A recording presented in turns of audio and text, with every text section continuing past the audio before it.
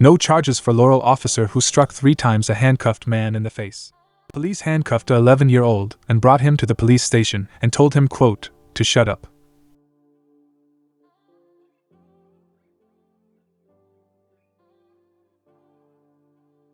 Metropolitan Police officer has been found guilty of 6 counts of R. Proud of her, and I'm glad that I was the person that she felt, well, finally I can talk. I gave her the voice that she needed, and I want to be the voice for others.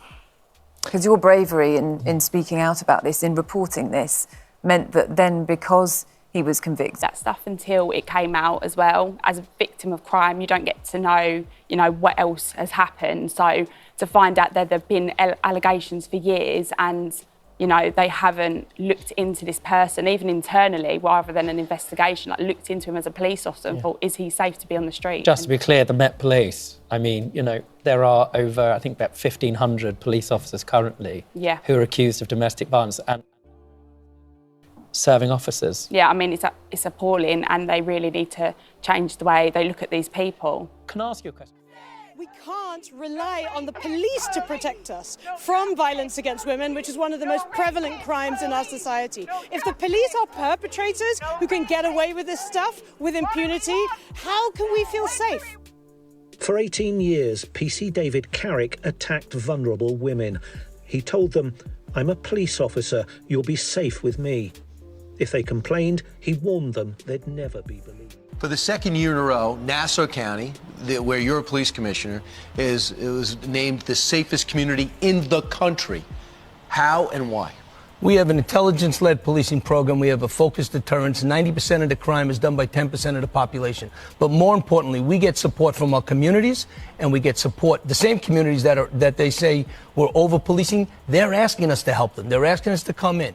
A woman on Long Island says she is the victim of racial profiling, and tonight she's taking action. Yes, the woman says she had her 9-year-old son in the car when police suddenly pulled her over, handcuffed her, and later strip searched her. And in a lawsuit, she says it's part of a pattern within the Nassau County Police Department. I want us to be out there enforcing the laws, but do it respectfully to the community and doing it fairly.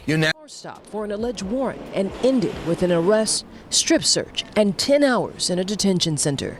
I was just extremely fearful, to tell you the truth. Leeds says she was released from state police custody without an explanation. She go through these anxiety attacks.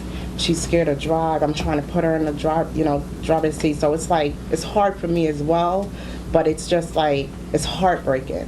Leith is now suing Nassau County, its police department, the officers involved, along with the state troopers. Just like a drug addict, if you don't realize that you have a habit and you realize that you're sick, you can't get well. Nassau County is sick, and it needs to get well.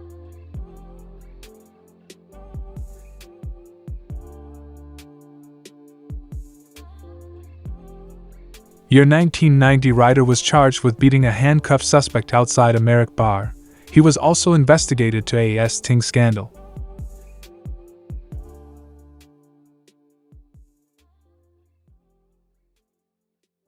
If you're having an affair, which is alleged through multiple sources again, if you're having an affair with the county executive, who's your boss, who appointed you, isn't that a conflict of interest? I would think so, right? It's a conflict of interest. That's why these questions need to be asked. I really don't care what goes on in his marriage. I don't care what he does on his free time. But if it's affecting how he became police commissioner and skipped from detective sergeant all the way up to the police commissioner, I'm going to Google right now. Let's take a look at this. So this is the rank structure of let me make it a little bit bigger so you guys can see it. This is the rank structure, of the Nassau County Police Department. Patrick Ryder was a detective sergeant. That's a field supervisor, as you could see here. The lowest of the low.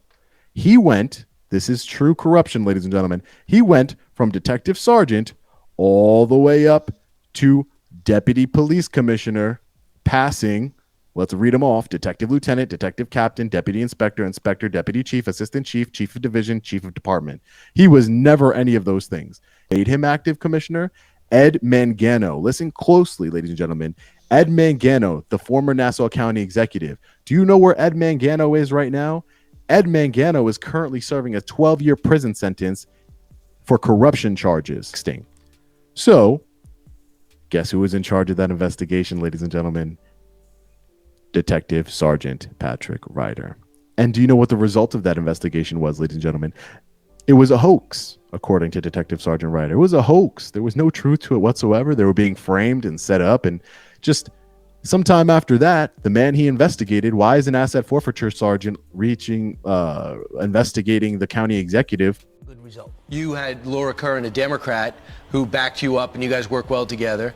And then in comes Bruce Blakeman, who beats Curran, and he asked you to stay on for another 4 years. That's correct. The police department in Nassau County gets support from all of our elected officials. They stand by law and order. They want us to be out there enforcing the laws, but do it respectfully to the community and doing it fairly. A YouTube journalist gets harassed and followed by a police officer with no police uniform and no identification whatsoever.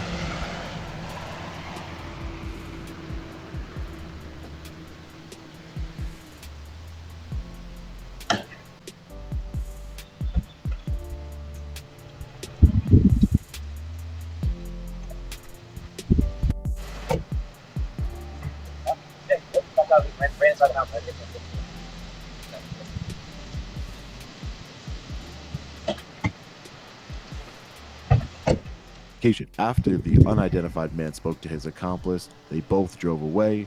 Approximately an hour later, several law enforcement officers were outside of my home. Nassau County officers were in plainclothes and unmarked vehicles. Suffolk County officers were in their uniforms and marked vehicles.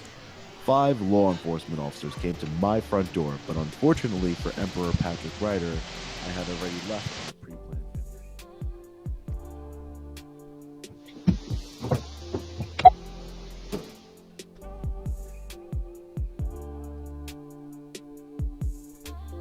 My name's Sergeant Grillo at the Nassau County Police Department. I'm looking for Mr. Sean Paul Reyes. He has a warrant for his arrest.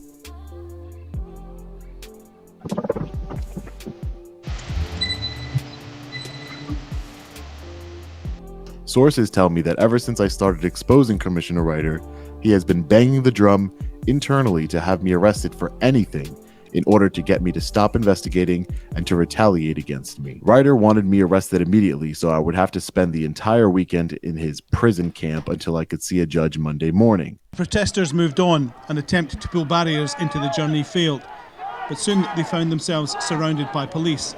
They were ordered off the street, but could not move. You must disperse the area. If you do not leave, you will be subject to arrest. This is called kettling, holding the protesters in one location, letting a few leave at a time after being identified. Those who refused were arrested. They had us wait here for about an hour, and then as I left, they said, "You're free to go right now, but you are subject to be arrested at a later date." So I'm a little confused because I was just observing. The so-called anti-burqa initiative at federal level, including a fine of up to 1,000 Swiss francs, $1,115 for those who flout the ban.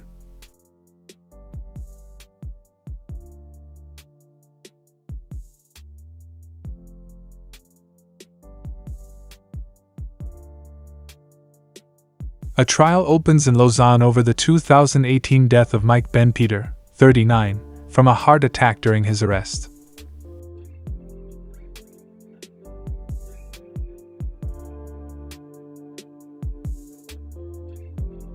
This was a long video, but comment below about the government and its justice.